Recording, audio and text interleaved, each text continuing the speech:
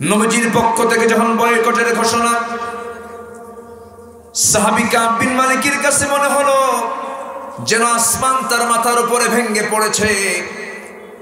অসহায় হয়ে কাঁদতে কাঁদতে দরজার কাছে চলে গেছেন। বাড়িতে গিয়ে বলছেন, আমার গিন্নি দরজাটা খুলে দাও।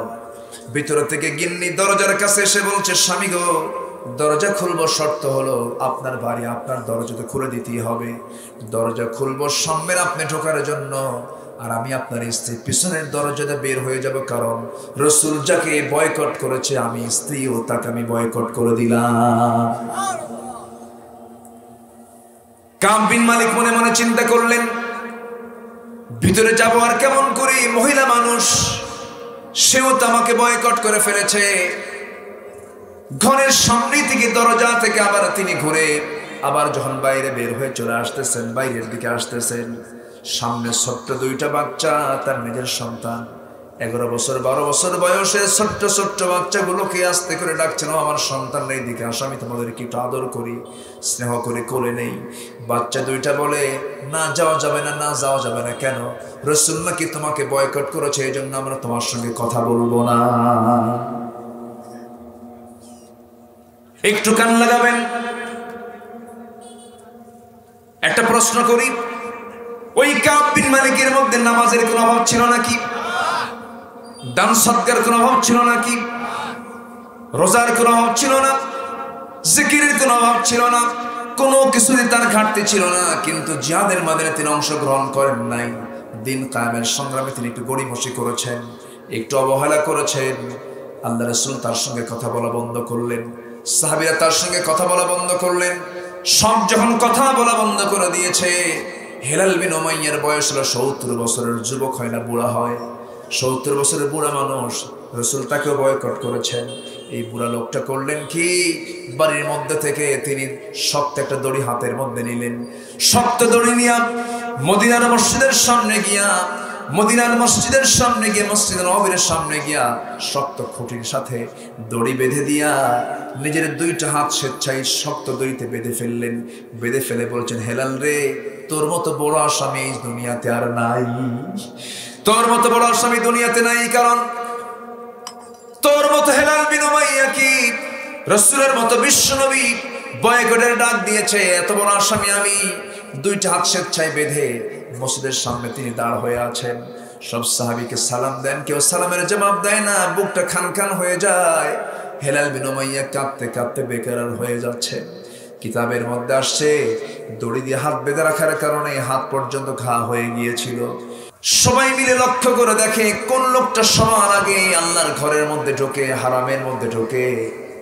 সবার আগে কেউ ঢোকেন নাই, ঢুকেছেন নবী হতে চলছেন যে ব্যক্তি, তিনি হচ্ছেন মুহাম্মদ সাল্লাল্লাহু আলাইহি ওয়াসাল্লাম। সবাই মিলে দারুণ খুশি হয়ে বলছে, যাক, আমরা এমন একটা জনকে পেয়েছি যাদের ব্যাপারে আমাদের কোনো ক্লেম নাই, আমাদের কোনো অভিযোগ নাই, কোনো সমস্যা নাই। আমরা মুহাম্মদ কি দায়িত্ব দিয়ে দিলাম, রাসূলকে যখন দায়িত্ব দেওয়া হলো, আমার রাসূল করলেন কি, হাজের আসওয়াদটাকে নিজে সংস্থাপন না করে নিজের গায়ের চাদরটা জমিনে ফেলে দিয়া, জমিনে আস্তে করে রেখে দিয়া, সেই চাদরের ঠিক মাঝখানে হাজের আসওয়াদটা রেখে দিয়া, গোত্র হলো 4টা, নেতা কয়জন? এদিকে চাদরের কোনাও কয়টা? 4টা। ওই চাদরের 4 কোনায় 4 জন গোত্রের লিডারকে 4 কোনা ধরতে বললেন, আর বললেন সামনের দিকে তোমরা নিয়ে চলো। সামনের দিকে যখন তারা নিয়ে চললো, যে জায়গায় হাজের আসওয়াদটা রাখতে হবে, ঠিক সেই জায়গায় আমার নবীজি হাজের আসওয়াদ হাতের মধ্যে আস্তে করে রেখে দিয়া সবাইকে জানান দিয়ে দিলেন, ও মক্কার নেতারা, আমি সামনে তোমাদের লিডার হতে চলছি। জয় করুন সুবহানাল্লাহ। সবার কাছে তিনি পরিচিত, সবার কাছে তিনি আলোচিত, সবার কাছে তিনি প্রশংসিত, সবার কাছে তিনি দামি, সবার কাছে তিনি মহাসত্যবাদী, সবার কাছে তিনি আল আমিন, সবার কাছে তিনি পজিটিভ মাইন্ডের একজন মানুষ, কোনো অভিযোগ নাই, কোনো কিছু নাই।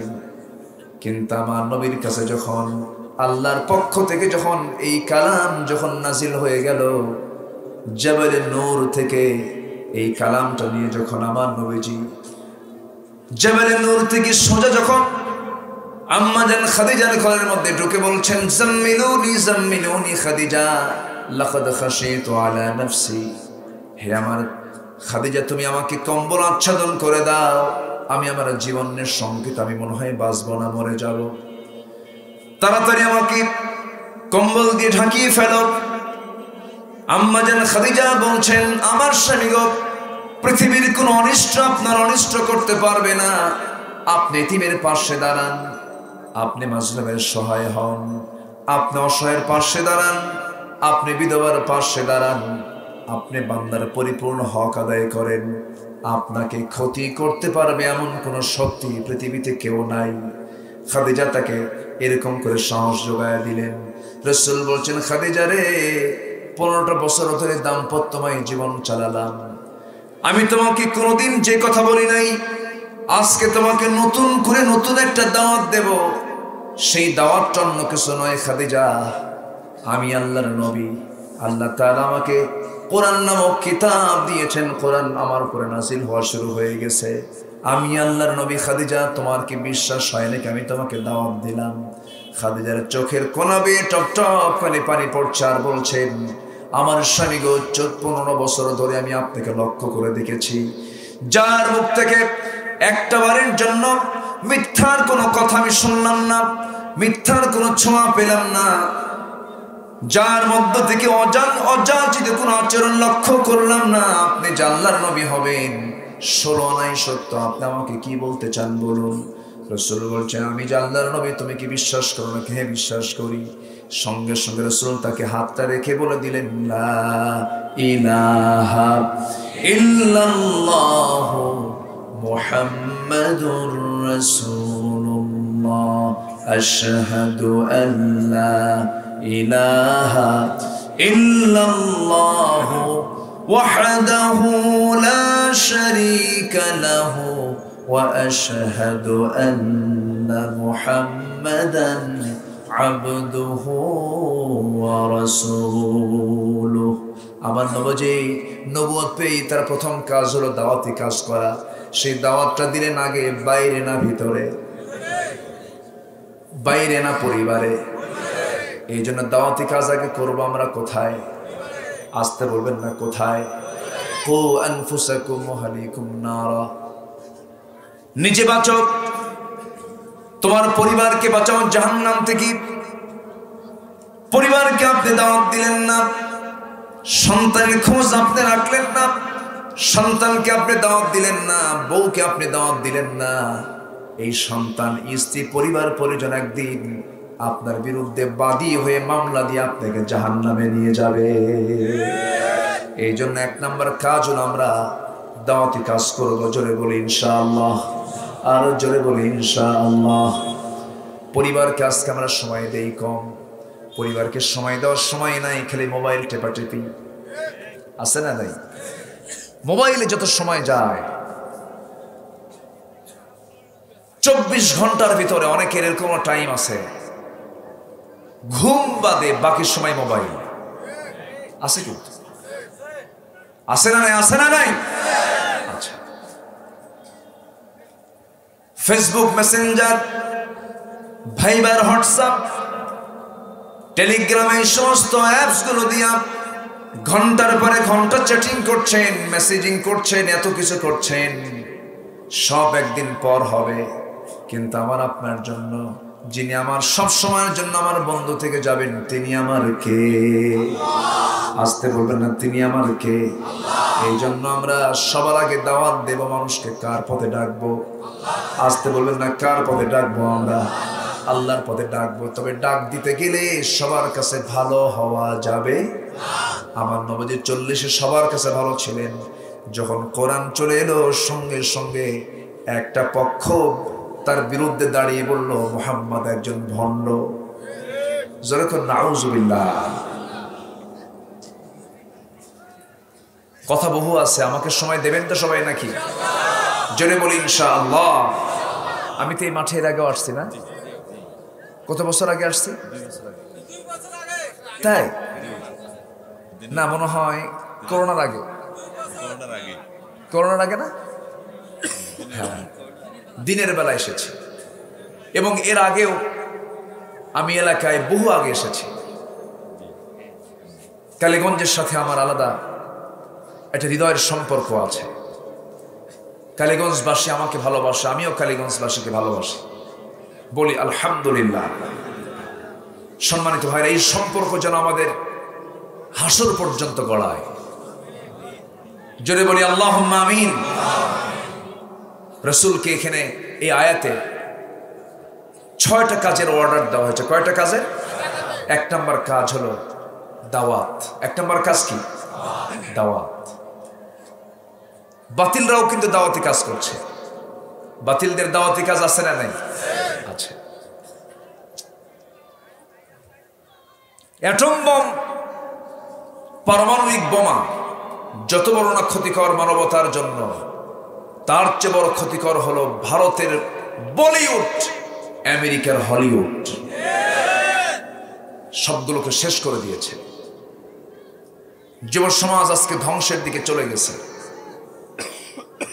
তারা কিন্তু তাদের দাওয়াতি কাজ চালিয়েছে, কিন্তু তাদের দাওয়াত হচ্ছে সঠিক দাওয়াত না অপদাওয়াত, ব্যাঠিক দাওয়াত। কিন্তু সেই দাওয়াতকে আজকে গ্রহণ করেছে অনেকেই। দেখেন না, মাথার চুলের কাটিংটাও মেসি স্টাইল, আছে না নাই? আচ্ছা, এইদিকে চুল নাই, পিছনেও চুল নাই, মাথার উপরে গোল কইরা বাটি কাটিং। কি কাটিং? মানে বাটি থুইয়া কাটে, বাটি থুইয়া কাটে। হ্যাঁ, যখন বলা হয় তোমার, আচ্ছা তুমি এই কাটিংটা পাইছো কোথায়? কে মেসি। তুমি কি নেইমার? তুমি কি কুত্তা? এ আছে না নাই? আচ্ছা, অথচ আমার চেতনায় থাকার কথা ছিল মুহাম্মদ সাল্লাল্লাহু আলাইহি ওয়াসাল্লাম। দুনিয়াতে যার সঙ্গে যার মহব্বত হবে, আখিরাতে তার সঙ্গে তার হাসর নাসর হয়ে যাবে। এই যে একটা মাস খেলা হয়ে গেল, গোটা রাত আমার বড় আফসোস লেগেছে। একটা রাত আমি দেখেছি, ওই দৃশ্য যখন দেখেছি আমার বুকটা খান খান হয়ে যাচ্ছিল। চিটাগাং থেকে আসতে নিয়ে 1টা পার হয়ে গেছে। হাদিস এসেছে মধ্যরাত যখন হয়ে যায়, তাহাজ্জুদের সময় যখন হয়ে যায়, আল্লাহ রাব্বুল আলামিন আর শাজিম থেকে তিনি প্রথম আসমানে চলে আসেন। দুনিয়ার আকাশে এসে বলেন, ও দুনিয়ার বান্দারা, আমার কাছে কি চাবে? আমি তোমার সমস্ত চাওয়া কবুল করে নেব। কিন্তু সেই সময় বান্দা ঘুম থেকে ঠিকই উঠেছে, চাওয়ার জন্য না খেলার জন্য। বড় বড় প্রজেক্টরে দিয়ে রাখছে, গোটা রাত চিল্লা চিল্লি করে। শেষ রাত যখন হয়ে যায়, ফজর নামাজটা না পড়ে ঘুমিয়ে পড়ে। গোটা পৃথিবীতে যারা খেললো, খ্রিস্টান খেলেছে, ইহুদিরা খেলেছে, তারাই জিতছে, তারাই হেরে গেছে। তাদের সংস্কৃতিকে তারা ডেভেলপ করেছে, তাদের চিন্তাকে তারা সামনের দিকে নিয়ে গেছে। মুসলমান গোটা রাত ধরে তাহাজ্জুদ বাদ দিয়ে খেলা দেখলো, ফজর নামাজটা বাদ দিল, ঈমান থাকলো না, নষ্ট হলো, নষ্ট হয়ে গেল। আমার আপনার এই দুনিয়াতে খেলতামাশা করার জন্য আল্লাহ রাব্বুল আলামিন পাঠান নাই। নির্দিষ্ট একটা লক্ষ্য নিয়ে আমাকে আপনাকে পাঠিয়েছেন। এই দুনিয়াতে কারো গোলামি করা যাবে না, গোলামি করতে হবে কার? আল্লাহ বলছেন, বান্দারে তোমরা বলে ফেলো। আল্লাহ তাআলা বলেন, রাসূলকে দিয়ে বলতেছেন, ওয়ালা আনতুম আবিদুনা মা আ'বুদ ওয়ালা আনা আবিদুম মা আবাদতুম ওয়ালা আনতুম আবিদুনা মা আ'বুদ লাকুম দীনুকুম ওয়ালিয়া দীন। জোরে বলুন আল্লাহু আকবার। তোমরা যার ইবাদত করো, আমি তার ইবাদত করি না। আমি যার ইবাদত করি, তোমরা তার ইবাদত করো না। অতএব তোমার দিন তোমার কাছে, আমার দিন আমার কাছে। এইরকম করে যখন আমার নবীজি তার দাওয়াতি কাজটার ধারণা যখন কমপ্লিট করে দিলেন, রাসূল যখন বললেন এই দুনিয়াতে কারো বিধান চলবে না, বিধান চলতে হবে কার? আসতে বলবেন না কার? এই আকাশটা বানিয়েছেন কে? জমিনটা বানিয়েছেন কে? মাথা থেকে পা পর্যন্ত আমার বডি সুন্দর করে বানিয়েছেন কে? এই চোখটা কে চালান?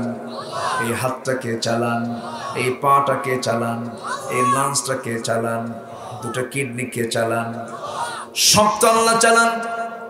আল্লাহর আইনে সবকিছু চলছে। এই সূর্য আলো দিয়ে যাচ্ছে, শুধু যুগ নয়, কোটি কোটি বছর ধরে এই সূর্য তাপ দিয়ে যেতেছে, কিয়ামত পর্যন্ত এই তাপ দিয়ে যাবে। এই সমস্ত কিছু যা কিছু দেখছি সব কার বিধানে চলে? কিন্তু এই দুনিয়াতে আমি আপনি যে চলছি বর্তমান বাংলাদেশে কার বিধানে চলি?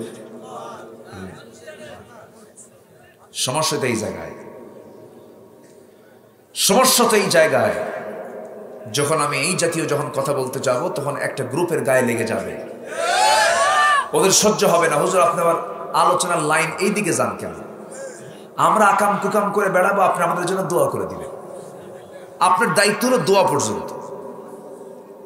আবার আমার দেশের কিছু কাঠমোল্লাও আছে, মদের ফ্যাক্টরি উদ্বোধন হবে, দোয়া দরকার। হুজুরে ডাকছে, দোয়া করে, আল্লাহ মদের ফ্যাক্টরিতে বরকত দিয়ে দাও। আছে না নাই?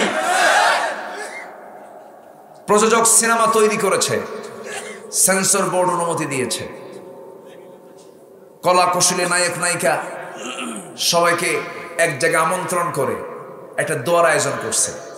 হুজুরে ডাক দিছে, হুজুর দোয়া করতেছে, আল্লাহ এই সিনেমার সঙ্গে যারা জড়িত নায়ক নায়িকা সহ সবার উপরে তোমার খাস রহমত নাজিল করো, এবং এই সিনেমার জমজমাট ব্যবসা তুমি আল্লাহ সফল করে দাও। যেরকম নাউজুবিল্লাহ, এরকম কিছু কারবারও আছে না নাই? আছে না নাই? আমার ভাইয়েরা, অনেকে মনে করেন মসজিদ, মাদ্রাসা, 5 ওয়াক্ত নামাজ, রমজান মাসে রোজা, এগুলো হলো দিনদারি। আর ব্যাংক, বিমা, প্রশাসন, আইন শৃঙ্খলা, এগুলো হলো দুনিয়াদারি। এটা যে দিনদারি দুনিয়াদারি দুইটা আলাদা ফাংশন। আকাম কুকাম করে এসে সেজদায় পড়ে কাঁদবো, আল্লাহ মাফ করে দেবো, পরের দিন আবার আকাম কুকাম করবো। এত সস্তা আমল দিয়ে আপনি জান্নাত পাবেন না। জান্নাত পাওয়ার জন্য সব জায়গায় হুকুম মানতে হবে কার? আসতে বলবেন না, হুকুম মানতে হবে কার? আমি নামাজে দাঁড়ায় গেছি, কিন্তু আমার দেহের যে রক্ত, সেই রক্তটা সুদের টাকা দিয়ে এই রক্ত গড়ে উঠেছে। আমি নামাজ পড়ছি, আমার এই দেহ হারাম উপায় উপার্জন করে সে অর্থ দিয়ে গড়ানো এই রক্ত, আমার নামাজ কবুল হবে না।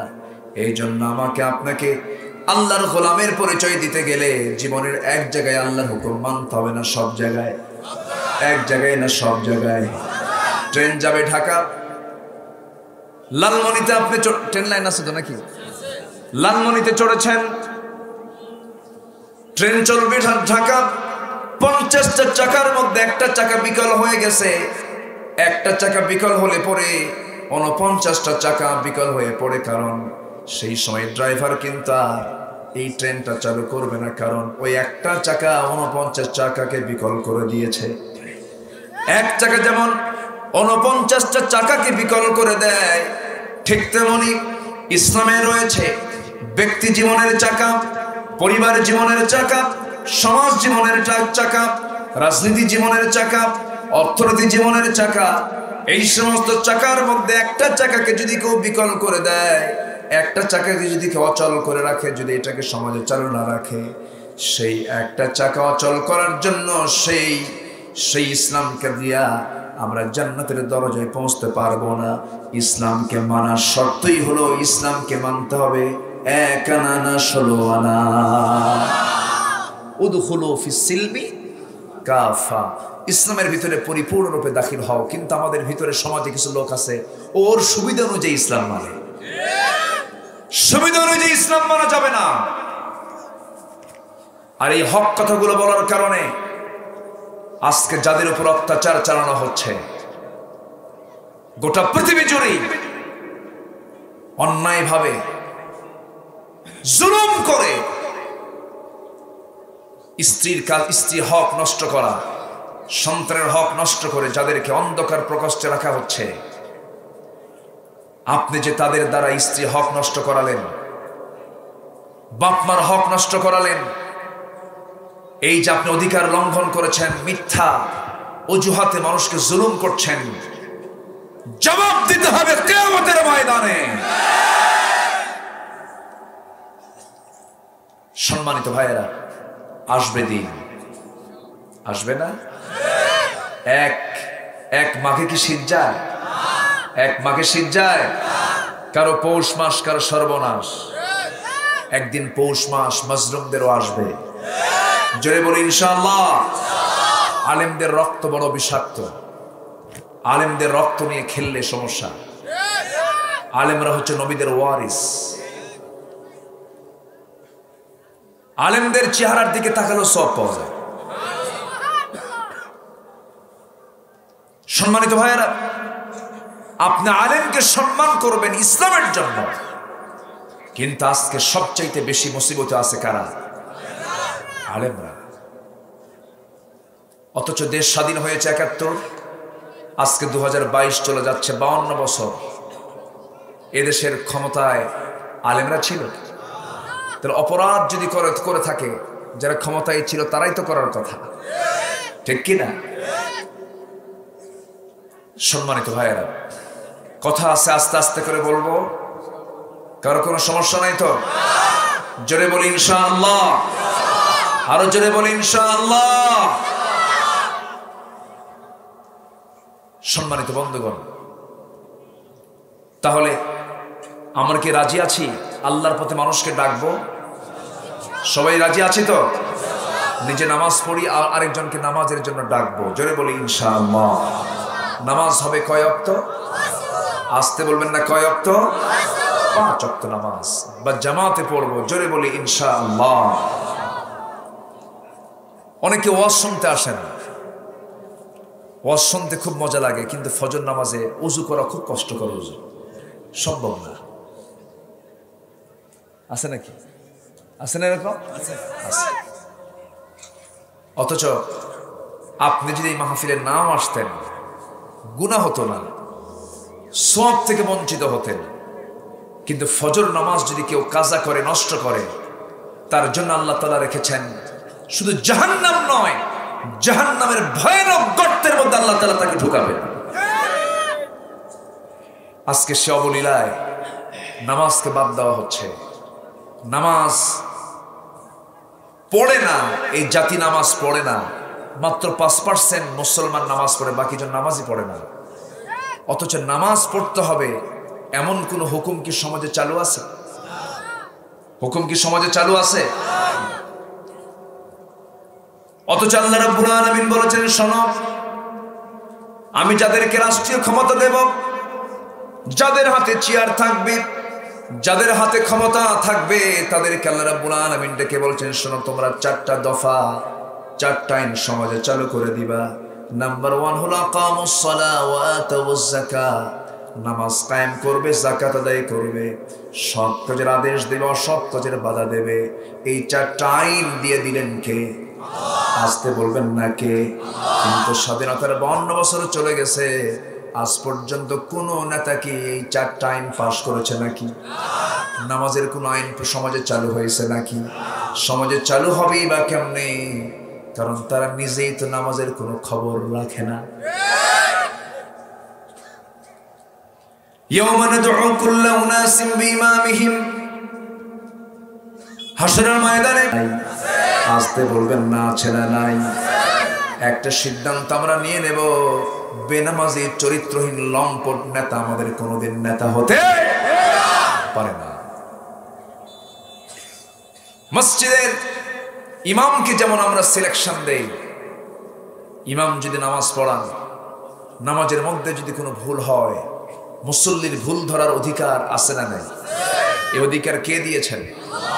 নামাজের মধ্যে কোনো মুসল্লি ভুল করবে, পিছন থেকে তৎক্ষণাৎ মুসল্লি বলে ফেলবে আল্লাহু আকবার, ইমাম সাহেব ঠিক হন। ইমাম সাহেব সূরা ফাতিহা আগে না বলে কুলহু দিয়ে আগে শুরু করছে। কুলহু বোঝেন তো? অনেকে ইখলাস পারে না, কিন্তু কুলহু পারে, এই জন্য কুলহু দিচ্ছে। বারবার যখন এই ভুল করতেছে শুধু কুলহু দিয়ে শুরু করে সূরা ইখলাস সূরা ফাতিহা বলে না, বারবার আপনি লোকমা দিচ্ছেন তাও কাজ হয় না, তখন কি করবেন? নামাজ কি পড়া যাবে? তখন দায়িত্ব হলো সকল মুসল্লির ওই ইমামকে ঘাড় ধাক্কা দিয়ে মসজিদ থেকে বের করে দেওয়া, কারণ সে লঙ্ঘন করেছে কার বিধান? কার বিধান লঙ্ঘন করেছে? ঠিক আজকের সমাজেও যারা আল্লাহর বিধানকে লঙ্ঘন করে, যারা অন্য বিধানকে যারা কার্যকর করতে চায়, মুসলিম উম্মার দায়িত্ব হলো তাদের ঘাট ধরে সমাজ থেকে বের করে দেওয়া। আজকে দখল হতে হতে মসজিদ পর্যন্ত দখল করেছে। মসজিদ কমিটির সভাপতি মদ খায়, সেক্রেটারি সুদ খায়, ক্যাশিয়ার আকাম ঘুরে বেড়ায়। কথা বলবো? কথা বলবো? দখল করতে করতে মসজিদের পোস্ট শুদ্ধ দখল করছে, কবরস্থান কমিটিও দখল করছে।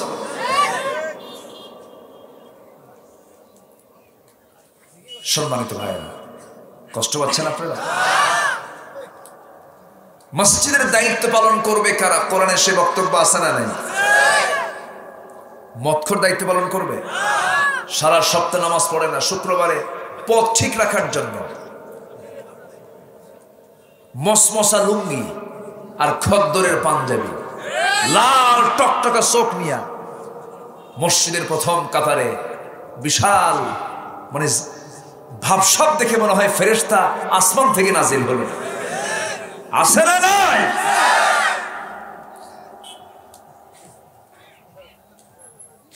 খতিব এবং কি খুতবা দেবে? মদ খাওয়া লোক সভাপতি, সুদ খাওয়া লোক সেক্রেটারি। হঠাৎ করে বয়ান দিতে নিয়ে বলতেছে সুদ খাওয়া হারাম, যে ব্যক্তি সুদ খাবে সে যেন তার নিজের মার সঙ্গে জেনা করবে। এই বয়ান যখন করতে নিছে, সেক্রেটারির চেহারার দিকে হুজুরের চেহারা চোখটা চলে গেছে। নামাজের পর সেক্রেটারি ধরে বলতেছে, হুজুর ওয়াজ তো ঠিকই করলেন, আমার দিকে তাকায় তাকায়, আমি সুদ খাই আপনি জানেন, এরপর আপনি এই ওয়াজটা করার কি দরকার ছিল? আমার কথা কি বুঝে আসতেছে? আমাদের ঘুরে ওঠার সময় এখন। আমরা ঘুরে দাঁড়াবো, আল্লাহর জন্য দাঁড়াবো। কোন জালিম পাপিষ্ঠ সমাজের নেতৃত্ব দেবে না, দেবে না, দেবে না। রাজি আছেন কারা কারা? হাত উঁচু করে দেখান মুসলমান।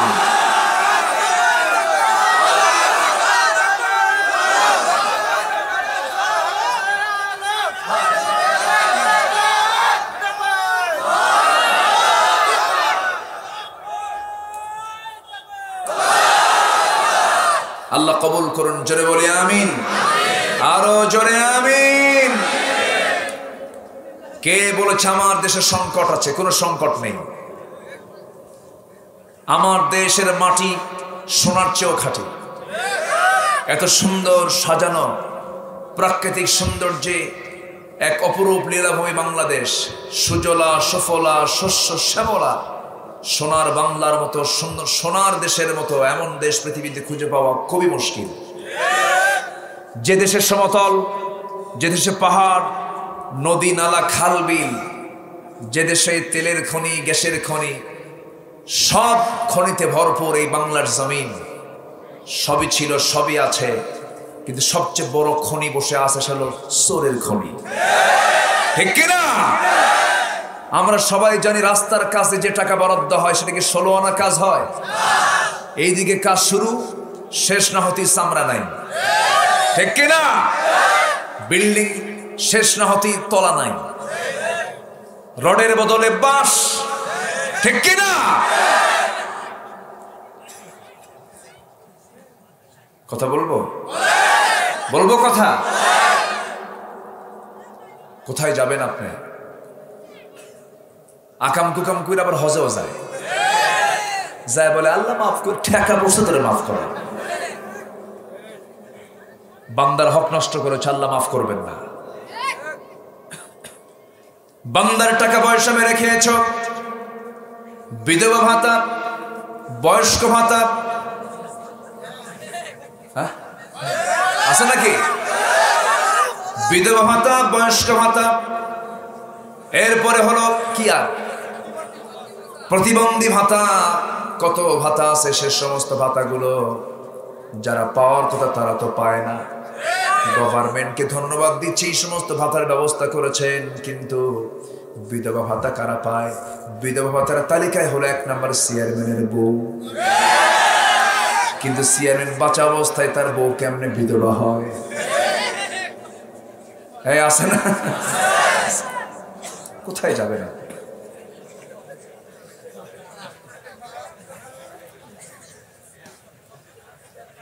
আজকে যখন শেষ রাত, একটু সময় নিয়ে কথা বলি নাকি? সারা রাত? ঠিক আছে, সারা রাত আপনারা থাকেন, আমি চলে যাবো না। এত সুন্দর মানুষ আপনারা, বলি আলহামদুলিল্লাহ, জোরে বলি আলহামদুলিল্লাহ। হারামের কোনো আরাম নাই। আপনি আকাম কুকাম করবেন, পাপ আপনি করবেন, পাপ আপনাকে ঘেরাও করে ফেলবে, পাপ আপনাকে ধরে ফেলবে। একটা মানুষ যখন পাপ করে তার মধ্যে 7টা জিনিস চলে আসে। 1 নাম্বার হলো সে নির্লজ্জ হয়ে যায়, তার লজ্জা থাকে না। পিটন খায় তাও হুঁশ থাকে না। ওই চোরের মতো এক চোর বাড়িতে চুরি করতে গিয়ে ধরা পড়েছে কোনো বাড়িতে। ওই গ্রামের লোকজন এসে বলতেছে, তোর লজ্জা শরম নাই রে, গ্রামের নামটা শেষ করে ফেললি, তুই এই বাড়িতে চুরি করতে আসছিস কেন? তোর কি লজ্জা শরম নাই? মান সম্মান সব শেষ করে দিলি। বলতেছে, বাড়িতে চুরি করতে এসে ধরা পড়েছে তো কিছুই না, হাটের মধ্যে চুরি করে ধরা খাই তাই কিছু মনে হয় না। আমার ভাইয়েরা, নির্লজ্জ হয়ে যায় যখন মানুষ পাপ করে। নাম্বার 2, যখন কেউ পাপ করবে তার সৌন্দর্য নষ্ট হয়ে যাবে, চেহারার কোনো সৌন্দর্য থাকবে না। বালা মান কাসাবা সাইয়্যাতান ওয়া আহাতাত বিহি খাতিআতুহু উলাইকা আসহাবুন নার হুম ফিহা খালিদুন। পাপ করবে, পাপ তোমাকে ঘেরাও করে ফেলবে, চেহারার সৌন্দর্য তোমার নষ্ট হয়ে যাবে। যখন কেউ মদ খায় তার চক্ষুটা লাল হয়ে যায়, যদি কেউ বিড়ি খায় তার ঠোঁটটা কালো হয়। পাপ করবেন, আপনার চেহারার সৌন্দর্য নষ্ট হয়ে যাবে, পাপের চিহ্ন চেহারায় ফুটে উঠায় দিবেন কে? আল্লাহ। আল্লাহ তাআলা ঠোঁটগুলোকে গোলাপির মতো করে দিয়েছেন, কি সুন্দর কালার দিয়েছেন। বিড়ি খায়া এমন কালো বানায় জোক ফেল, এত কালো বানায় ফেলে। আল্লাহ বলছেন, বান্দারে ঠোঁট কালো বানালি, তোর লাঞ্চটা নষ্ট হয়ে গেল। আবার মাঝে মাঝে প্রশ্ন করে, হুজুর বিড়ি খাওয়া কি একটু বলেন তো, বিড়ি খাওয়া কি জায়েজ? মানে জায়েজের চেষ্টায় আছেন। বিড়ি খাওয়ার ফতোয়া আমরা দেবো কেন? ডাক্তারকে গিয়ে বলুন, বিড়ি খাওয়ার ক্ষতি না উপকার? বিড়ি কি উপকার না ক্ষতি? আমার ভাইয়েরা, আমার বন্ধুগণ, সকল বদ অভ্যাসকে আমরা বর্জন করব, সকল নেশাকে আমরা বর্জন করে ফেলব। যুবকরা বিশেষ করে তোমরা ওই সমস্ত অন্যায় কাজের দিকে কখনো যাবে না, পাপের দিকে যাবে না, অপকর্মের দিকে নিজের জীবনকে জড়াবে না, গোপন পাপের দিকে যাবে না, নেশার দিকে যাবে না। যুবকদেরকে ধ্বংস করার জন্য আজকে 2টা জিনিস সবচেয়ে বড় বিষয়। একটা হলো গোপন পাপ, তার মাধ্যমে একটা মোবাইল হতে পারে। আরেকটা হলো নেশা। কোন যুবককে যদি নেশা পেয়ে ফেলে তার জীবন শেষ, তার লাইফ শেষ। যুবক, তোমার যৌবনকে নষ্ট করো না, কারণ শাবুন ফি নাশায়া ফি ইবাদাতিল্লাহ। আবার ইগতানিম খামসান ক্বাবলা খামসিন শাবাবাকা ক্বাবলা হারামিক। বার্ধক্যকাল আসার পূর্বে যৌবনের হকটাকে তুমি আদায় করো। যৌবনকে কাজে লাগাও, যৌবনকে ফজরে কাটাও, যৌবনকে যোহর নামাজ পড়ে কাটায় দাও, যৌবনকে আল্লাহর জিকিরে কাটায় দাও। কারণ যৌবনে তুমি যদি ইবাদত করে মরতে পারো, এপারে দুনিয়া ওপারে আল্লাহর 8টা জান্নাত তোমার জন্য আকাঙ্ক্ষায় থাকবে। জোরে বলুন সুবহানাল্লাহ। নামাজের মধ্যে কল্যাণ আছে না নাই? আসতে বলবেন না, আছে না নাই? নামাজের মধ্যে কল্যাণ কেন? আমরা শুনি সবাই, আজান যখন হয় হাইয়া আলাস সালাহ, এটাও কিন্তু দাওয়াত। এটা কি দাওয়াত? এই ডাকটা কে দিচ্ছেন? মূলত কে দেন? আল্লাহ। হাইয়া আলাস সালাহ, হাইয়া আলাল ফালাহ, নামাজের দিকে আসো, কল্যাণের দিকে আসো। এই যে কল্যাণের দিকে আসো, আল্লাহ বান্দাকে ডাকতেছেন। নামাজ পড়লে বান্দার ক্ষতি হয় না, লাভ হয়, লাভ হয়ে যায়। বান্দা যদি ফজর নামাজ পড়ার জন্য মসজিদের দিকে যখন ফজরের সময় ওঠে, ঘুম থেকে উঠে ওযু বানালো, ওযু বানায় হেঁটে হেঁটে রওনা দিল, 24 ঘন্টার মধ্যে সবচাইতে সুন্দর আবহাওয়া কোন সময়? বলেন কোন সময়? যে সময় মসজিদে যাওয়ার সময় হয়ে যায়। পায়ে হেঁটে হেঁটে মসজিদের দিকে রওনা দিল, সকালের শিশির ভেজা ওই পানিগুলো চোখের মধ্যে পড়ে ঢুকে গেল, সবুজ দৃশ্যগুলো বান্দা দেখতে পেল, তার চক্ষুটা ভালো হয়ে গেল, চোখের জ্যোতি তার কখনো নষ্ট হবে না। ডায়াবেটিস হলে পরে মানুষ হাঁটে কোন বেলা? সকালবেলা। হাঁটার মধ্য দিয়ে সে সুস্থ হয়ে গেল। ডাক্তার দেবী শেঠি নামে একজন বড় ডাক্তার আছে ভারতের, ডাক্তার দেবী শেঠি। এই দেবী শেঠি গোটা পৃথিবীর বহু রোগীকে তিনি চিকিৎসা দিয়েছেন, বহু রোগীর ব্রেন দেখেছেন, হার্ট দেখেছেন। শেষ পর্যন্ত তিনি একটা মন্তব্য করতে বাধ্য হয়েছেন, গোটা দুনিয়ার হিন্দু, খ্রিস্টান, বৌদ্ধ, মুসলমান সবার হার্ট এবং ব্রেন আমি চেক আপ করে দেখেছি, কিন্তু আমার কাছে মনে হয়েছে পৃথিবীর সবচেয়ে সুস্থ ব্রেন আর সুস্থ হার্ট হলো মুসলমানদের মধ্যে যে সমস্ত মুসলমান 5 ওয়াক্ত নামাজ আদায় করে। নামাজ যে পড়বে তার ব্রেন এবং হার্ট সুস্থ থাকবে, এটা ডাক্তার দেবী শেঠি একজন হিন্দু মানুষ তিনি মন্তব্য করেছেন। তাহলে সেজদা যখন দেয় বান্দা, মেডিকেল সায়েন্স বলছে মাথার ভিতরে কিছু নার্ভ, সূক্ষ্ম সূক্ষ্ম নার্ভ, এগুলো সক্রিয় থাকে না, নিষ্ক্রিয় থাকে। রক্ত সঞ্চালনে কিছু প্রবলেম হয় যখন বান্দা ঘন ঘন দিনে 5 বার যখন 5 ওয়াক্ত সময়ে যখন সেজদা দেবে ঘন ঘন, এই সেজদার মধ্য দিয়ে তার সমস্ত নিষ্ক্রিয় রগগুলো, নিষ্ক্রিয় নার্ভগুলো আবার রক্ত সঞ্চালনের মধ্য দিয়ে সক্রিয় হয়ে যায়। হার্টের কার্যকর ক্ষমতা বেড়ে যায় সেজদা যখন বান্দা দিয়ে দেয়। আল্লাহ বলছেন, বান্দার এটা তোর কল্যাণ, জাগতিক কল্যাণ। আর তুই যদি আমাকে সেজদা দিয়ে যদি ধন্য করতে পারিস বান্দা, তুই যখন ওযু বানাবি হাতের সগীরা গুনাহগুলো মাফ করে দেব। মাথা যখন মাসে করবি মাথার সগীরা গুনাহগুলো মাফ করে দেব। বান্দা যখন 2 পা ধৌত করে পায়ের সগীরা গুনাহগুলো মাফ হয়ে যায়। বান্দা যখন নামাজের উদ্দেশ্যে মসজিদের দিকে যখন হাঁটতে শুরু করে, প্রত্যেকটা কদমে কদমে নেকি লেখা শুরু হয়ে যায়। বান্দা যখন নামাজে দাঁড়ায়, আল্লাহ বান্দার সামনে দাঁড়ায় যান। নামাজ মানে কার সঙ্গে কথা বলা? আসতে বলবেন না, কার সঙ্গে কথা বলা? এই নামাজ যারা বাদ দেবে তাদের অপরাধ এত বড় মারাত্মক। আল্লাহ বলছেন, শুধু জাহান্নাম দেব না, জাহান্নামের গর্তের মধ্যে আমি তাকে ঢুকায় রাখবো। ফাখালাফা মিন বাদিহিম খালফুন আদাউস সালাতা ওয়াত্তাবাউশ শাহাওয়াত ফাসাওফা ইয়ালকাউনা গায়্যা।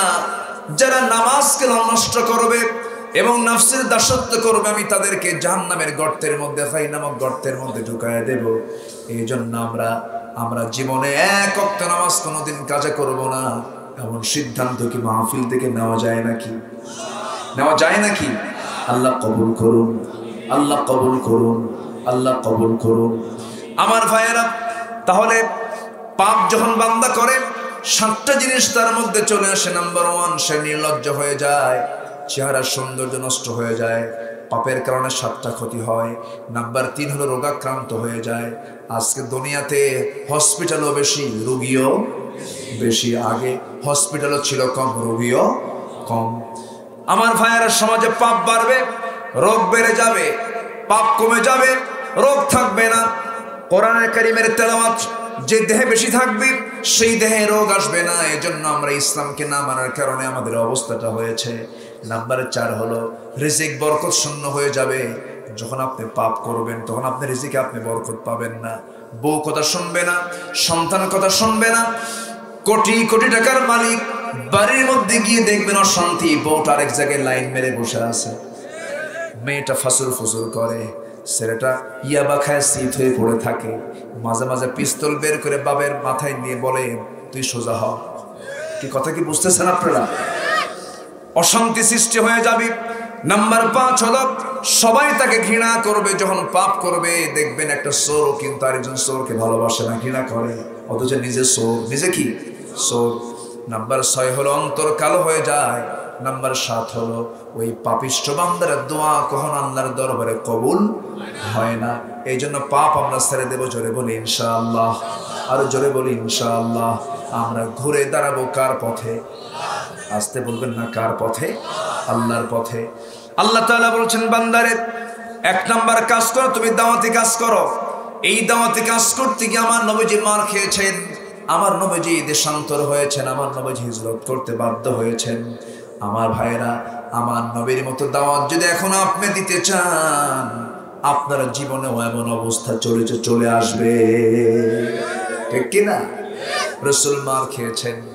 কি মার তিনি খেয়েছেন? আহারে, একটু কান লাগান, মনোযোগ দিয়ে শোনেন। গোপনে গোপনে দাওয়াতি কাজ করলেন মক্কায়।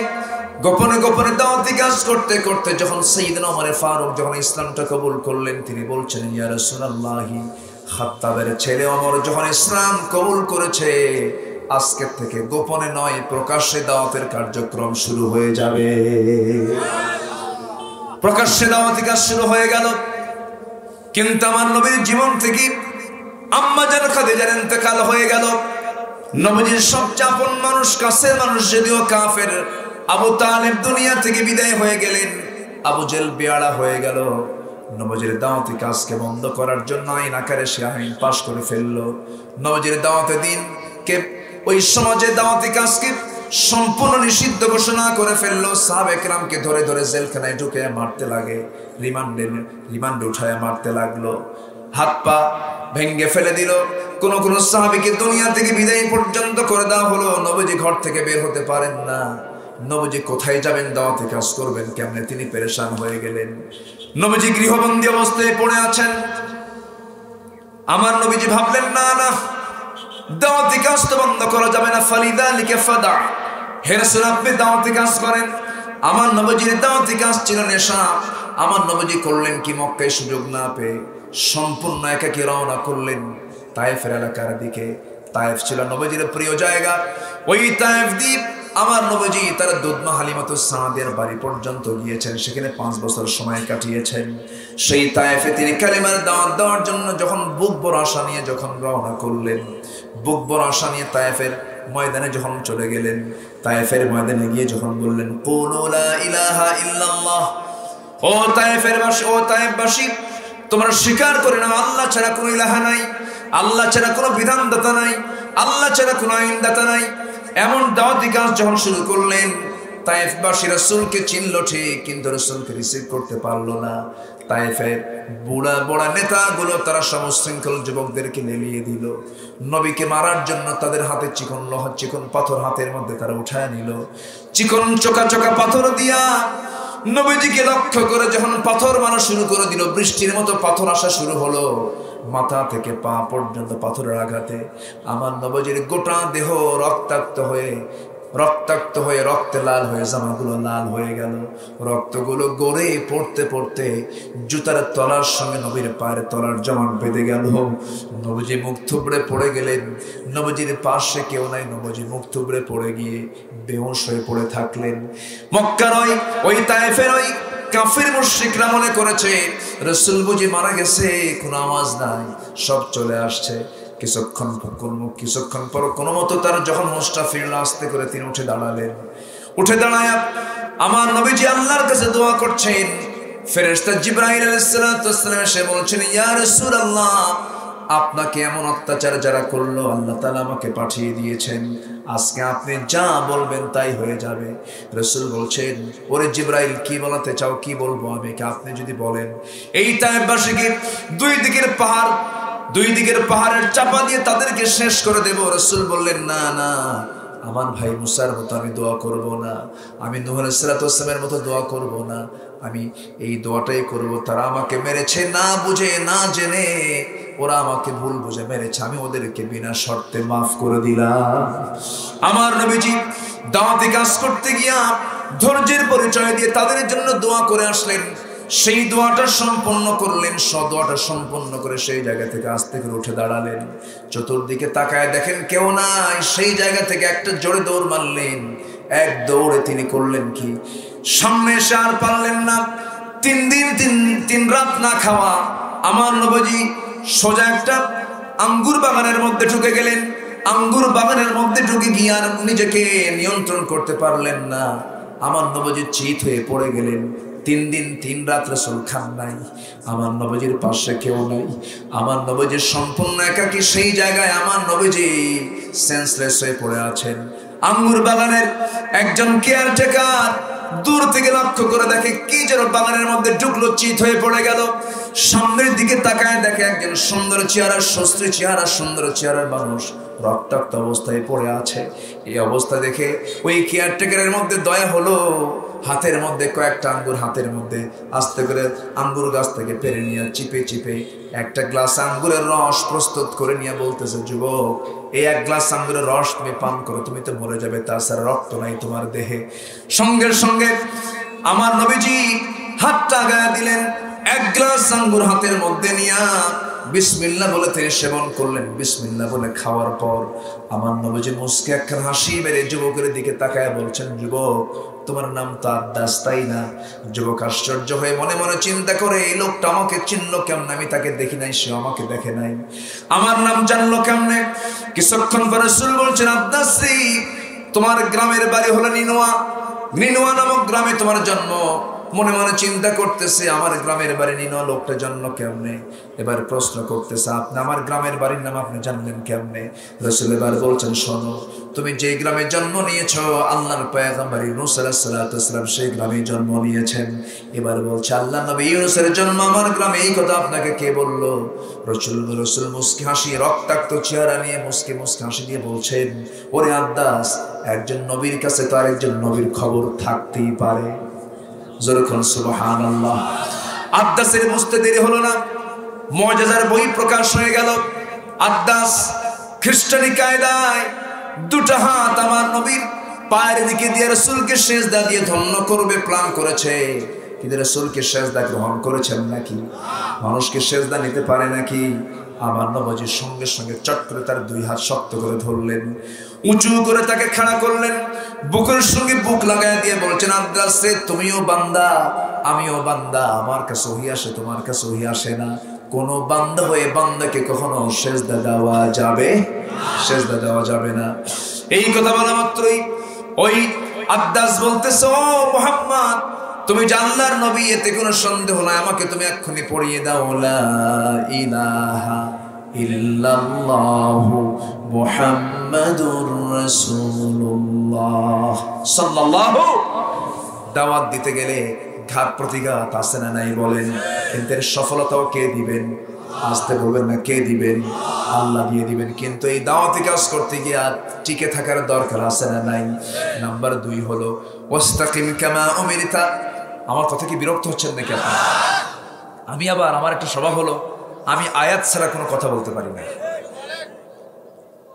এদেশে আলোচনার একটা পরিবর্তন এসেছে। মানুষ এখন বুঝে গেছে যে তারে নারে বান্দরে কলা খেয়েছে, ইন্দুরে আর চলবে না, ঠিক কিনা? আজে বাজে বেহুদা কথা বলার সময় এখন নাই। আমাদেরকে সজাগ হতে হবে, সচেতন হতে হবে, দ্বীনের সঠিক বিষয়গুলো জেনে সমাজে এগুলো বাস্তবায়ন করতে হবে।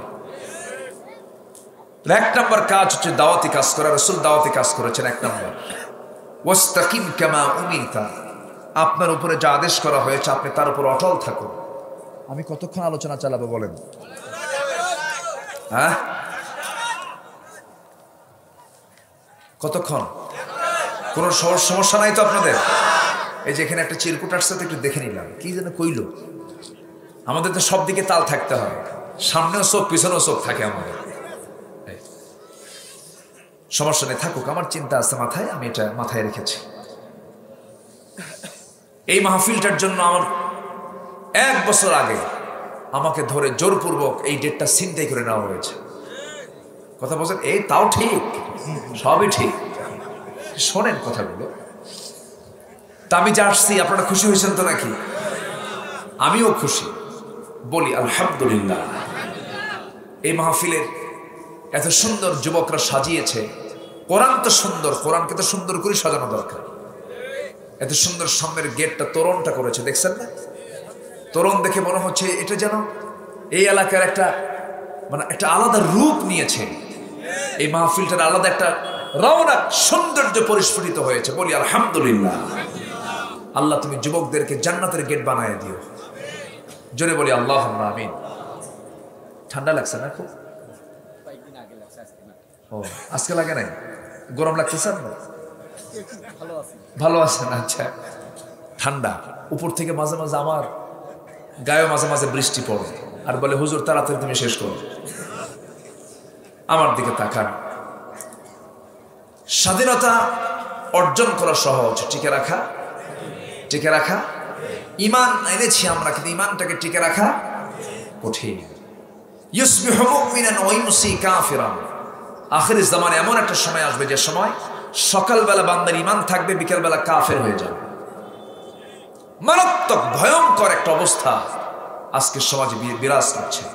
মানুষ মাত্র 10 টাকার কাছে ঈমান বিক্রি করে ফেলে। আছে কিনা? আসতে বলবেন না, আছে না নাই? আপনার একটা রায়, আপনি একজন ব্যক্তিকে রায় দিচ্ছেন, এটি কি কোনো বিনিময় রায় দেওয়া যাবে? বিনিময় রায় দেওয়া যাবে? বলে যে তুমি কি আমার জন্য কিছু আনছো? বিড়ির প্যাকেট আনছো, বিড়ির প্যাকেট আছে না নাই? আচ্ছা, মারাত্মক। আনতু আদ্দুল আমানাতি ইলা আহলিহা। আমানত ঠিক রাখো। যারা আমানত ভঙ্গ করেছ, একজনের সিল আরেকজন মেরেছ, দিনের কাজ রাতে কমপ্লিট করেছ, কি কথা কি বোঝা যায়? আমানতের খেয়ানত যারা করেছ, জবাব দিতে হবে একদিন কার আদালতে। আসতে বলবেন না, কার আদালতে। পৃথিবীর কোন কাজ ইসলামের বাইরে না, সব কাজের মধ্যে ইসলাম আছে না নাই? ইসলাম চলবে দুনিয়া দিয়া না, দুনিয়া চলবে ইসলাম দিয়া। দুনিয়া চলবে, দুনিয়ার মধ্যে ইসলাম নাই, ইসলামের মধ্যে দুনিয়া আছে, ঠিক কিনা? সম্মানিত ভাইরা, ঈমান এনেছি আমরা, আমরা টিকে থাকবো। জোরে বলি ইনশাআল্লাহ। টিকে রাখতে হবে। নাম্বার 2 হচ্ছে আপনাকে যা আদেশ করা হয়েছে আপনি তার উপর অটল থাকুন, এদিক সেদিক নড়বেন না, টিকে থাকতে হবে। নবীজি দাড়ি পেকেছিল শেষ জীবনে, 63 বছর বয়সে তিনি ইন্তেকাল করেছেন, কয়েকটা দাড়ি তার পেকেছিল। আম্মা জানা আয়েশা বললেন, ইয়া রাসূলুল্লাহ, আপনার তো দাড়ি পেকে গেল, আপনি তো বুড়া হয়ে যাচ্ছেন। রাসূল বললেন, শোনো আয়েশা, আমি যে বুড়া হয়ে যাচ্ছি ওই আয়াতটা আমাকে বুড়া বানিয়েছে। ওয়াস্তাকিম কামা উমিরতা, আপনাকে যে ব্যাপারে আদেশ করা হয়েছে তার উপর আপনি অটল থাকেন। এই আয়াতটা আমার কাছে এত ওয়েটফুল মনে হয়, এই আয়াতটা আমাকে টেনশনে ফেলে আমাকে বুড়া বানায় দিয়েছে। ওয়াস্তাকিম কামা উমিরতা, মারাত্মক ভয়ঙ্কর আয়াত এটা। ঈমান এনেছি, টিকে থাকতে হবে। কুফরের দিকে যাওয়া যাবে না, শিরকের দিকে যাওয়া যাবে না, বিদআতের দিকে যাওয়া যাবে না। আমরা ওযুর ফরজ জানি সবাই। ওযুর ফরজ কয়টা? ওযু ভঙ্গের কারণ কয়টা জানা আছে? গোসলের ফরজ কয়টা? এরকম করে এই সমস্ত সিস্টেমগুলো জানা আছে। রোজা ভঙ্গের কারণগুলো কি কি আমরা জানি, কিন্তু ঈমান যে আমরা এনেছি, ঈমান ভঙ্গের কারণ কি সবার জানা আছে নাকি? সবার কিন্তু জানা নাই। ঈমান ভঙ্গের কারণগুলো আমাদের জানা দরকার। ঈমান কখন ক্যান্সেল হয়ে যায়, ঈমান কখন ভেঙে শেষ হয়ে যায়, আমরা অনেকেই জানি না, জানার চেষ্টা করি না। ঈমান ভঙ্গের মোটামুটি 10টা কারণ আছে। এর মধ্যে 1 নাম্বার কারণ হলো শিরকের কাজ করা। সমাজে শিরকের কাজ আছে না নাই? আজ এর মধ্যে 1 নাম্বার শিরক হলো বান্দা বান্দার আইনকে মানে। বান্দা কি বান্দার আইন মানবে না আল্লাহর আইন মানবে? আসতে বলবেন না, কার আইন মানবে? এই আল্লাহর আইনকে মানার জন্য আল্লাহ তাআলা দ্বীন কায়েমের সংগ্রাম করতে বলেছেন। যে সূরা শুরা থেকে আমি আলোচনা করছি 15 নম্বর আয়াত, তার মাত্র 2 নম্বর আয়াত, তার 2টা আয়াত আগে আল্লাহ তাআলা বলছেন শারা'a লাকুম। এই সমস্ত বিষয়গুলোকে আমরা যত গুরুত্ব দেই, কিন্তু নবীজি যে দাঁত ভাঙা সুন্নাত, সকল সুন্নাত এক পাল্লায়, নবীজির দাঁত ভাঙা সুন্নাত এক পাল্লায় কখনো সমান হতে পারে না, ঠিক কিনা বলেন? এই জন্য সব সুন্নাত কি একরকম হবে নাকি? এক পর্যায়ের হবে নাকি? আমার ভাইয়েরা, নবীজি এতগুলো যুদ্ধের তিনি নেতৃত্ব দিয়েছেন, 27টি যুদ্ধের তিনি সম্মুখ নেতৃত্ব দিয়েছেন। এর মধ্যে একটা ঐতিহাসিক একটা অভিযান ছিল তাবুক অভিযান, যে অভিযানের সবচেয়ে বেশি সংখ্যক সাহাবী যুদ্ধে অংশগ্রহণ করেছিলেন 30,000। কত হাজার? 30,000। 30,000 সাহাবীকে নিয়ে আমার রাসূল তাবুকের প্রান্তরে রওনা করবেন। সাহাবে কেরামকে নিয়ে তিনি রওনা করেছেন। সবচাইতে বেশি দান করেছেন সাহাবীরা। সেই যুদ্ধের ময়দানে অভিযানে আব্দুর রহমান ইবনে আওফ রাদিয়াল্লাহু তাআলা তিনি নিজে একাই 3 বস্তা তিনি সোনা দান করেছেন তাবুক অভিযানে। 3 বস্তা সোনা দিয়েছেন। কয় বস্তা? 3 বস্তা। আমি কি শেষ করে দেব নাকি? বসেন। এই এটা কে? এই তুমি তো আমার লোক। ঠান্ডা হাই রে, মনে হচ্ছে যে কি যে হয়ে গেছে। আসলে ঠান্ডা তো না। আর কষ্ট না দিয়ে আসেন, দোয়া করি। সেরেছে কাম। লিপু ভাই না? এনাকে চেনেন আপনারা? আমার চেয়ে লম্বা মানুষ। এনাকে দেখে মনে হয় দেশি মাল না, মনে হয় পাকিস্তান মনে হয়। বিশাল লম্বা, 6 ফিট প্লাস, 6 ফিট 3-4 হবে মনে হয়। অনেক লম্বা, টল ফিগার। তো যারা একটু লম্বা হয় না তারা একটু বোকা টাইপের হয়। আমি বোকা।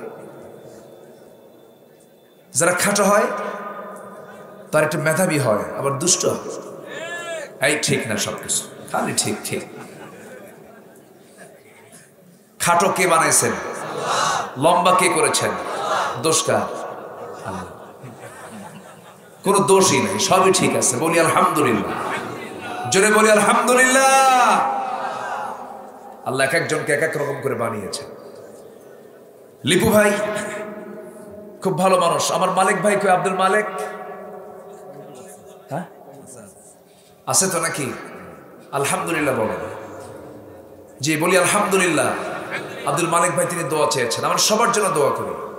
এখানে যত ভাই আসছেন সব আমরা আমাদের পরস্পর আমরা দ্বীনি ভাই, বলি আলহামদুলিল্লাহ। সবাই সবার জন্য দোয়া করব। কিছু কথা রয়ে গেছে, না বললে কেমন হয়। 6টা কাজ আমরা আজকে শিখে যাব। 1 নম্বর হলো আমরা দাওয়াতি কাজ করব। নাম্বার 2 হলো ঈমান নিয়ে টিকে থাকবো। জোরে বলি ইনশাআল্লাহ। আচ্ছা, আমার নবীজি তাবুক অভিযানে যখন বের হবেন, কত হাজার সৈন্য নিয়ে বের হলেন? 30,000। তৎকালীন দুনিয়ার সবচাইতে বড় পরাশক্তি হলো রোমান সৈন্য। রোমানদের বিরুদ্ধে তিনি মোকাবেলায় তিনি চলে গেলেন। 30,000 রোমান সৈন্যকে মোকাবেলা করার জন্য, কি বলে, রোমান সৈন্যকে মোকাবেলা করার জন্য 30,000 সৈন্য নিয়ে যখন রওনা করলেন তাবুক অভিযানে, তাবুক প্রান্তরে পৌঁছে গেলেন। যুদ্ধ লাগলো না। বিনা যুদ্ধে আমার নবীজি আবার তাবুকের প্রান্তর থেকে আবার ব্যাক করে মদিনায় চলে আসলেন। ব্যাক করে মদিনা আসার পর মদিনার মসজিদে তিনি বসে আছেন। হঠাৎ করে একজন সাহাবী কাব বিন মালিক রাদিয়াল্লাহু তাআলা আনহু তিনি আস্তে করে নবীর সামনে এসে হাঁটু গেড়ে দিয়ে বসে গেলেন। রাসূলকে বলছেন, ইয়া রাসূলুল্লাহ, আমি আপনার সঙ্গে কিছু কথা বলতে চাই। বললেন, তুমি কি বলবে বলো। হুজুর, আপনি তো 30,000 সৈন্য নিয়ে তাবুকে গেছেন, যুদ্ধে গেছেন, আমি কিন্তু যাই নাই। রাসূল বলেন, তুমি যাও নাই?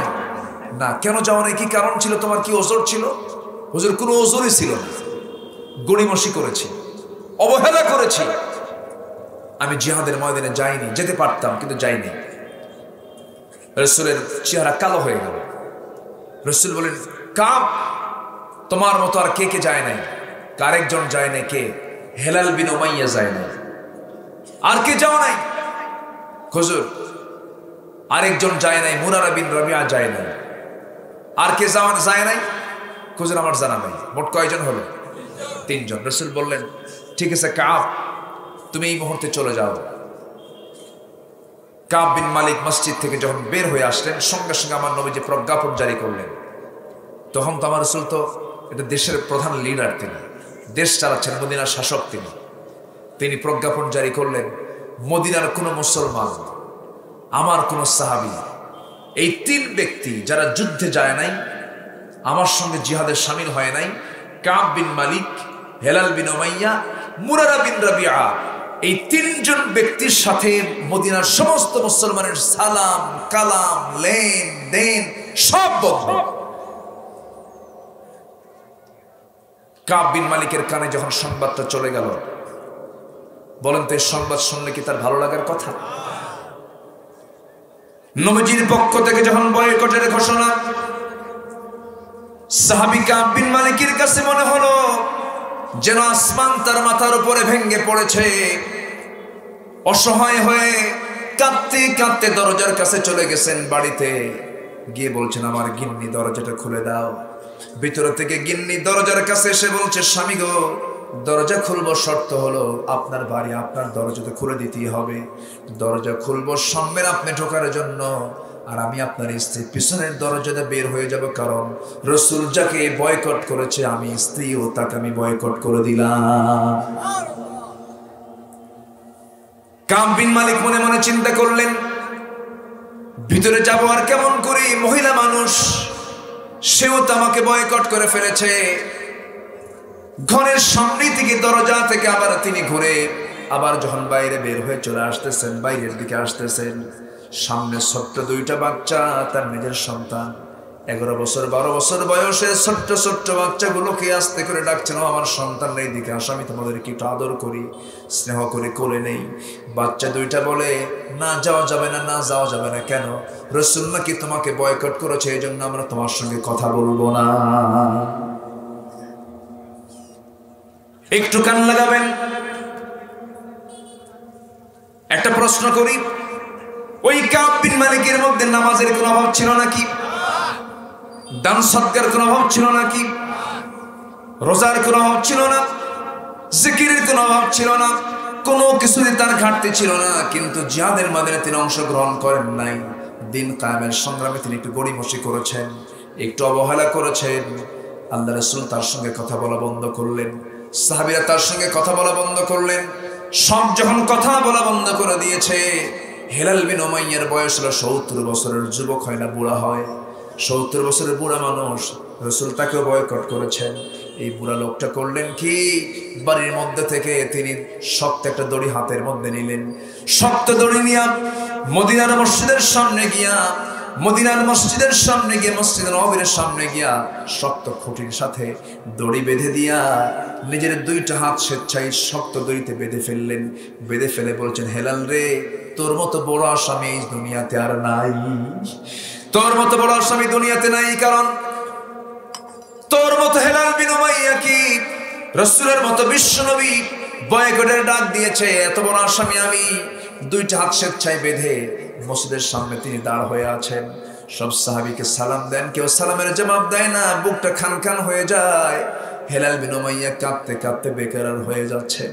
কিতাবের মধ্যে আসছে, দড়ি দিয়ে হাত বেঁধে রাখার কারণে হাত পর্যন্ত ঘা হয়ে গিয়েছিল। এই বয়োবৃদ্ধ জ্ঞানবৃদ্ধ হেলাল বিন উমাইয়া কাঁদতে কাঁদতে চোখের পানি দিয়া গোটা গাল ভিজে যায়। অসুস্থ হয়ে যাচ্ছিলেন, দিন দিন শুকায় যাচ্ছিলেন। দীর্ঘ 40টা দিন যখন পার হয়ে গেল, মুরার বিন রাবিয়া পাহাড়িয়া গর্তের মধ্যে চোখের পানি ফেলে ফেলে কান্দে তওবা করে। এক পর্যায়ে আল্লাহর দরবারে এই 3জন ব্যক্তির দোয়া কবুল হয়ে গেছে। ওয়ালা সালাসাতিল্লাযীনা খুল্লিফু, এই 3 জনের দোয়া যখন তওবা যখন কবুল হয়ে গেল, মদিনার মসজিদ থেকে আমার নবীজি আস্তে করে দাঁড়ায় বলছেন, সাহাবীরা রে, আমি হেলাল বিন উমাইয়াকে, কাব বিন মালিককে মাফ করি নাই, কিন্তু কাবার মালিক, আরশের মালিক মহান রব্বুল আলামিন তাদেরকে মাফ করে দিয়েছে। আমার ভাইয়েরা, আমার বন্ধুগণ, রাসূল সঙ্গে সঙ্গে বলছেন, ওরে ওমর, আমার কাব বিন মালিককে আমার সামনে হাজির করো। যখন বলা হলো আমার কাবকে আমার সামনে হাজির করো, সঙ্গে সঙ্গে মনে ফারুক দৌড়ে গেলেন তার বাড়িতে। দরজায় গিয়ে নক করতেছেন, ও কাব বিন মালিক, বাড়িতে আসো নাকি? রাসূল তোমাকে ডেকেছেন, তোমার তওবা আল্লাহ তাআলা কবুল করে নিয়েছেন। ভিতরে থেকে স্ত্রী জবাব দিচ্ছে, যেই লোকের খবর রাসূল রাখে না, সেই স্বামীর খবর আমিও রাখি না। ঈমান হচ্ছে এমন জিনিস, ঈমানকে লালন করতে গেলে সবকিছু ঊর্ধ্বে রাখতে হবে আল্লাহ এবং রাসূলকে, ঠিক কি না? ওই 3জন সাহাবীর নামাজের কোনো ঘাটতি ছিল না, দান সদকার কোনো ঘাটতি ছিল না, জিকির আজকারের কোনো ঘাটতি ছিল না, নবীর মুহাব্বতের কোনো ঘাটতি ছিল না। কিন্তু জিহাদের ময়দানে দিন কায়েমের সংগ্রামে একটু গড়িমসি করেছেন, আল্লাহ তাদেরকে পাকড়াও করে ফেলেছিলেন। এই জন্য দিন কায়েমের সংগ্রামে অবিচল থাকবো আমরা। এই জমিনটা কার? এই জমিন আল্লাহর দিন কায়েমের জন্য বুকের তাজা প্রাণ ঢেলে দিতে কি রাজি আছেন? সবাই রাজি আছেন? কারা কারা একটু হাত উঁচু করে দেখান মুসলমান।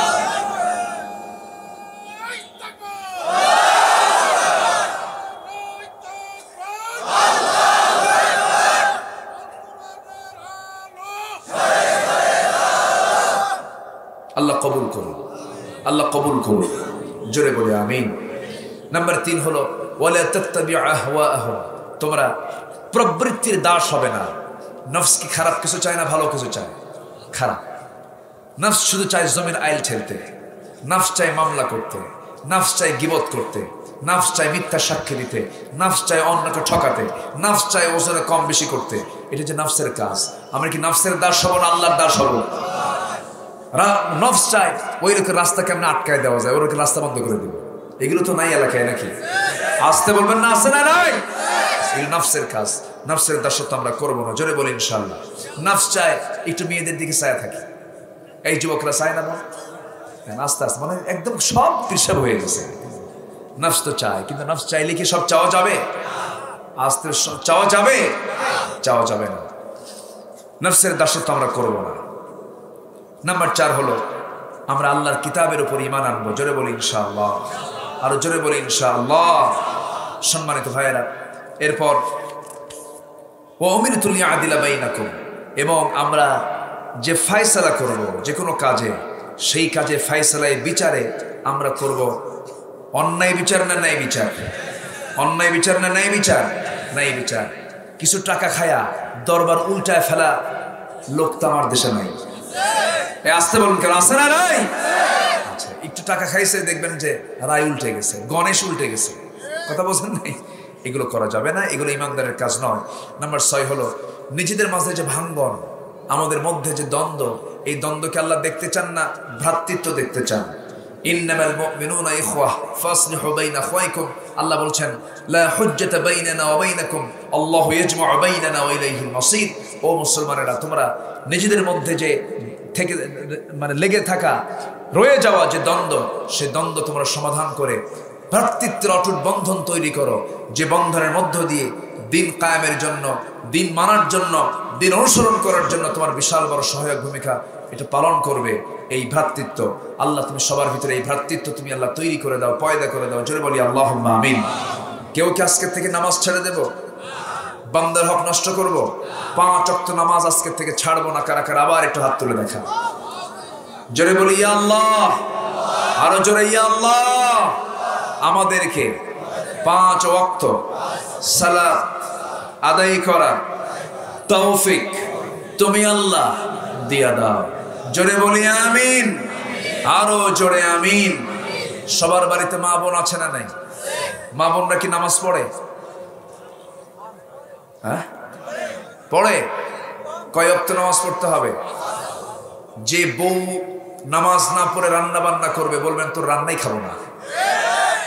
ঠিক তো ঠিকই কইলেন, কিন্তু বাড়িতে নিজেই ব্যাঠি, নিজে নামাজ পড়েন না। এই ওঠেকে ধমকি দিয়ে ফেললাম, বসেন। এই ধমকের মধ্যে কিন্তু রাগ নাই, এই ধমকের মধ্যে মহাব্বত। রাগ করা যাবে না। বাচ্চা দুধ খেতে চায় না, মা কি করে? বলে বাবা দুধ খা। সন্তান ওষুধ খেতে চায় না, ছোট্ট বাচ্চা, বা মা বলে বাবা ওষুধ খা। মুখ নড়াই না, মুখ খোলি না, 2 দাঁত শক্ত করে, একদম শক্ত করে থাকে। তখন মা কি করে? 2 হাত 2 পা বেঁধে শক্ত করে ধরে মুখের মধ্যে ওষুধ ঢুকায় দিয়ে খা। কি ঠিক কিনা বলুন? এটা কি এই রাগের মধ্যে মহাব্বত আছে না নাই? তো আমি যে ধমকটা দিছি, আবার রাগ করেন না, একটু বসেন না। কত রাত চলে যায়, 90 মিনিটও গোল হয় না। ঠিক আছে না? সময় কোন দিক দিয়ে চলে যায় তাও টের পায় না। শয়তানের ওয়াসওয়াসা দেখছে। আল্লাহ তুমি আমাদেরকে সমস্ত ফিতনা থেকে আমাদেরকে বাঁচাও। আখিরি জামানায় দাজ্জালের ফিতনা হবে মারাত্মক ভয়াবহ ফিতনা। দাজ্জাল মানুষকে ঈমান শূন্য করে দেবে। চিন্তা করো যে খেলার নেশা কি। এরা যদি এটার আসক্তি হয়ে ওই সমস্ত খেলোয়াড়দের উপরে যদি ঝুঁকে পড়ে, এরা তো দাজ্জালের দিকেও ঝুঁকে পড়বে। অনর্থক কাজে ইমানদারের সময় দেওয়ার কোনো ইচ্ছা থাকা উচিত নয়। অনর্থক বেহুদা কোনো কাজে ইমানদার কখনো সময় দিতে পারে। আল্লাহ তুমি সবাইকে বোঝার তৌফিক দাও। আমার মা বোন যারা আসছেন, আমি তাদেরকে একটু বলতে চাই, বিশেষ করে আপনার জন্য জান্নাত। আমি মাঝে মাঝে চিন্তা করি মেয়েদের জন্য জান্নাতটা এত সহজ, সহজে তারা জান্নাত পাবে, কিন্তু বেচারীরা নিজেদের কিছু ভুলের কারণেই তারা বেশি সংখ্যক চলে যাবে জাহান্নামে। এর মধ্যে অন্যতম কারণ হলো এরা নিজের চেহারা দেখাতে খুব পছন্দ করে। আসতে কেন ঠিক কিনা? খুব পছন্দ করে। যদি খালি বলেন যে তোমাকে যে এত সুন্দর দেখাচ্ছে, তাই খুব খুশি। কিছু পুরুষও তো আছে বদমাইশ মার্কা, আছে না? নেই? এমন সুন্দর করে পাম পট্টি মানে মানে শয়তান কেবল ওই জায়গায় আসছে, আছে না? নাই? আচ্ছা, এগুলো করা যাবে না। আমার মা, আপনার সৌন্দর্য আপনি দেখাবেন শুধু একজনের সামনে, তিনি হচ্ছেন আপনার স্বামী। স্বামী ছাড়া চেহারার কোনো সৌন্দর্য কাউকে দেখানো যাবে। মেয়েরা যখন বাইরে বের হবে কাল গোরাব, কাকের মতো পোশাক পরে বের হবে। কাকের হাত, পা, চোখ, কান, নাক সব কি কালো। মেয়েরা এরকম কালো করে বাইরে বের হবে। এটা কার হুকুম? আসতে বলবেন না, কার হুকুম? আল্লাহর হুকুম। মেয়েরা ঢাকবে, এখানে কোনো যুক্তি তর্ক দেওয়া যাবে না। এটা কার হুকুম বলে? মোল্লার না আল্লাহ? এটা কোনো মোল্লা কইছে না আল্লাহ কইছে? আল্লাহর কথা, আল্লাহর হুকুম আমরা মেনে চলবো। আমার মাদেরকে বলবো তারা যেন সুন্দর কালো বোরকা পরে যেন বাইরে বের হয়, এবং সেই পোশাকটা, সেই বোরকাটা হতে হবে ডিজাইনওয়ালা না ডিজাইন ছাড়া। ডিজাইন ছাড়া বোরকা পরবে, কোনো ডিজাইন থাকবে না বোরকার মধ্যে। বোরকার গায়ে আবার আয়না লাগানো। আয়না মানে আসল। এটা আবার কেমন ধরনের বোরকা হলো? এই বোরকা পরা যাবে না। মাথার উপর ওড়না লাগায়, ওড়নার প্যাচে প্যাচে প্যাচে প্যাচে উটের পিঠের মতো উঁচা করে ফেলে, আছে না? নাই? এটা কে বলেছে আপনাকে পড়ার জন্য? না, এগুলো আপনার পড়া যাবে না। এবং আপনার বোরকাটা হবে সাদা মাঠা। আপনি দেখা করবেন 14 জন পুরুষের সাথে, আপনার দেখা করা জায়েজ। আল্লাহ তাআলা আপনাকে এত কঠিন ভাবে রাখেন নাই। 14 জনকে আপনি আপনার পর্দার আওতা মুক্ত রাখতে পারবেন। তবে স্বামীর জন্য কোনো হেজাব নেই, স্বামীর জন্য কোনো পর্দা নেই। স্বামী স্ত্রীর কাছে ওপেন, স্ত্রী স্বামীর কাছে ওপেন। এখানে সম্পূর্ণ ক্লোজ তারা, এখানে কোনো আড়াল নাই। তবে বাবার সামনেও দেখা করতে কিছু পোশাকের সীমাবদ্ধতা আছে না নাই? আসতে বলবেন না, আছে না নাই? মাথা ঢাকতে হবে, ওড়না, নিতম্ব, প্রশস্ত কাপড় দিয়ে ঢেকে ফেলতে হবে, যেন তার অঙ্গের কোনো ডিসপ্লে যেন তার নিকটতম আত্মীয় স্বজন এমনকি বাবার সামনেও যেন প্রদর্শিত না হয়। এটা ইসলাম বিধান দিয়েছে। কিন্তু এমন পোশাক আজকের মেয়েরা পরে, যার স্বামীর সাথে যে পোশাক স্বামীর সামনে মানায়, সেই জাতীয় পোশাক অন্য পুরুষের সামনে পরে বেড়ায়, আছে না নাই? আচ্ছা, এই জাতীয় পোশাক মা আপনি পড়তে পারবেন না। 14 জনের সঙ্গে আপনি দেখা করতে পারবেন, বাবার সঙ্গে দেখা করতে পারবেন, ভাইয়ের সঙ্গে দেখা করতে পারবেন, ভাতিজার সঙ্গে দেখা করতে পারবেন, ভাগিনার সঙ্গে দেখা করতে পারবেন, জামাইয়ের সঙ্গে দেখা করতে পারবেন, নাতির সঙ্গে দেখা করতে পারবেন। এইরকম করে মামার সঙ্গে দেখা করতে পারবেন, আপন চাচার সঙ্গে দেখা করতে পারবেন। এই সমস্ত পুরুষ যাদের সঙ্গে বিয়ে আপনার হারাম এবং আপনার স্বামী, এই 14 জন পুরুষ ছাড়া পৃথিবীর কোনো পুরুষের সঙ্গে আপনি পর্দা ছাড়া কখনো দেখা করা যাবে না। কার হুকুম? আসতে বলবেন না, কার হুকুম? আল্লাহর হুকুম। এই সমস্ত বিষয়গুলো যদি আজকে সমাজে চালু হয়ে যেত, জেনা থাকতো না, আকাম কুকাম গুলো থাকতো না। আর আমার মায়েরা, মোবাইল ব্যবহারের ক্ষেত্রে অবশ্যই সতর্ক থাকার দরকার আছে না নাই? মেয়েদের নষ্ট করছে মোবাইল, আর ছেলেদের নষ্ট করছে বাইক, ঠিক কিনা?